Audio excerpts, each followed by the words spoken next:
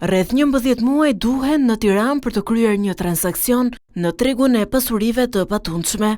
Banka e Shqipërisë thotë se gjatë periudhës janar-qershor, koha mesatare e shitjes së banesave në kryeqytet u rrit ndjeshëm nga 7 që ishte në vrojtimin e mëparshëm.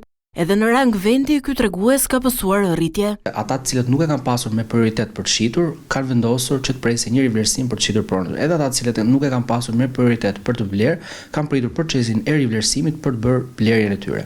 Vetë çmimet janë rritur, nganjëherë edhe abuzohet me çmime, do të vendosen çmime më të larta, ndoshta nga klientët edhe për të provuar tregun, dhe sigurisht për një çmim më të lartë duhet një kohë akoma më gjatë që ajo pronë të shitet, apo që pastaj të vihet me një rishikim të çmimit që do thotë sigurisht që koha është më e gjatë e shitjes pronës. Fakt është që një pjesë e mirë e shitjeve kryhen me çmim të rishikuar, kryesisht 5% më pak se çmimi fillestar. Në raste të rralla, çmimi i negociuar mes shitësit dhe blerësit arrin edhe deri në 20% më pak. Përgjithsisht çmimet që janë të publikuar asnjëherë nuk janë çmimet finale, sepse ka mënyra të ndryshme shitje, ka negociata, në disa raste ne kemi dhe clearing, pra shkëmbime, të cilët efektivisht bëjnë që ajo vlerë që ne kemi afishuar në fillim të mos jetë ajo që mbyllet transaksioni. Disa agjentë për shembull përdorin që mundoni rrizin çmimet vet për të arritur tek çmimi që don klienti.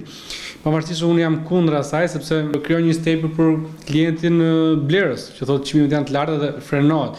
Zonat më të preferuara të qytetit janë në vend të dytë për numrin e shitjeve të realizuara. Vendi i parë zihet nga zonat periferike. Çmimet e kullave në Tiranë, le të themi maksimalisht mund të shkojnë 3-4 deri në 5.000 euro maksimalisht metri katror, ndërsa për sa i përket çmimit të qerave, ka apartamente të cilët nuk kushtojnë 2.500, 2.000, madje mund të ketë për tyre që janë në sipërfaqe të mëdha dhe 3.000 euro muaj. Zonat e qendrit janë gjithmonë preferuara nga tuaj që duan të bëjnë, që blenë ndoshta edhe për të jetuar, por më shumë edhe për investim, sepse janë zona më të sigurta, më të aksesueshme. Kimet për të ardhmen, 54% e agjentëve të pyetur nga Banka e Shqipërisë pohojnë se çmimet e pronave do të jenë të qëndrueshme, ndërsa 40% e tyre mendojnë se do të rriten më tej, ndikuar edhe nga zhvillimi që pritet në treg me antarësimin në BE.